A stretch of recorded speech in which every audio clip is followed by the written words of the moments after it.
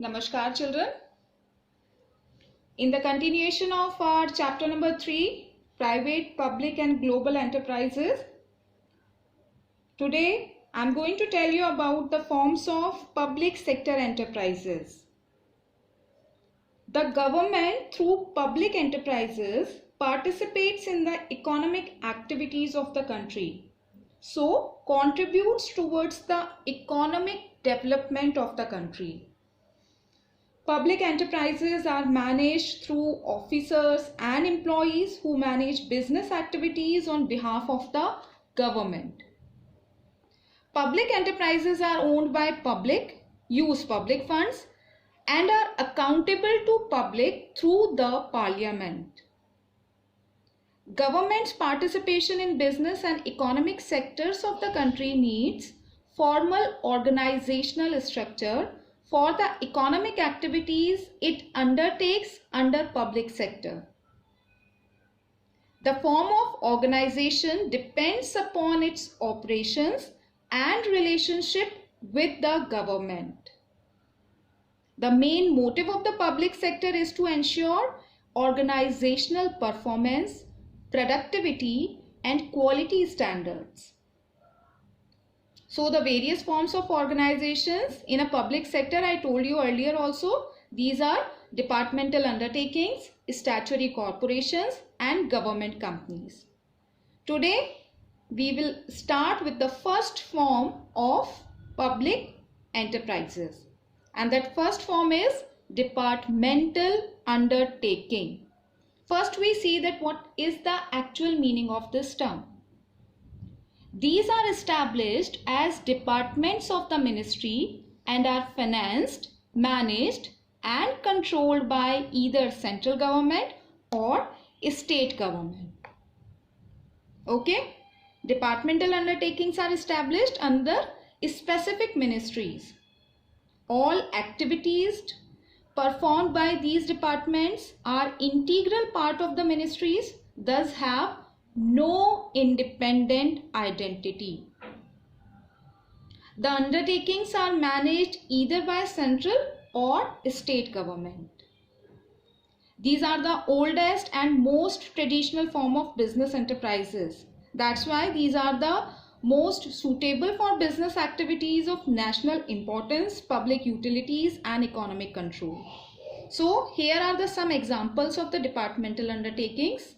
Indian Railways, All India Radio News, Indian Post and Telegraph Department, okay, Doordarshan. These are the examples of the departmental undertakings. Now we see that what are the different features of departmental undertakings. So the first one is departmental undertakings have no separate entity. Means it is generally considered to be a major subdivision of the government department and is subject to direct control of the ministry. Okay? All activities which are performed by these departments are the integral part of the ministries. That's why these type of organizations don't have any kind of independent identities. Fine. Now the second feature of the departmental undertaking is finance. It is financed by annual budget allocation of the government and all its earnings go to government treasury. The funding of these enterprises come directly from the government treasury and are an annual appropriation from the budget of the government. Means the departmental undertakings receive funds from the government treasury, and the investments in departmental undertakings are planned as part of the annual budget of the government. Okay? The third point is accounting and audit. The government rules relating to audit and accounting are applicable to it. means the activities of departmental undertakings are subject to accounting and audit controls as applicable to other government activities. The undertakings are subdivisions of government and are directly controlled by and are accountable to the ministries under which they have been established. Okay. Move on to the next point is staffing. Its employees are government employees and are recruited and appointed as per government rules. Okay. The departmental organizations are run by government servants. These are recruited directly by the government. And all the employees are headed by officers and civil servants from Indian Administrative Services, IAS. And these are transferable from one ministry to another.